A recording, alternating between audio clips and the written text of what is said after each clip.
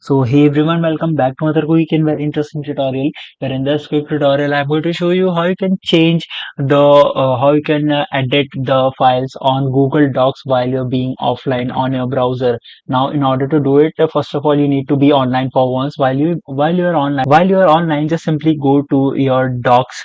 Just simply go to your Google Drive. Inside the Google Drive, click on this option of settings here and go inside the settings. Now, scroll down until you see this option of offline. Just simply check mark it of offline. That shows that whenever you are offline you can still edit and access all the Google Sheets and slides that are available, but the browser might show some cached data for it that may consume a little storage, but it will not recommend it for public or shared or computers, but you can do it if you have a personal drive.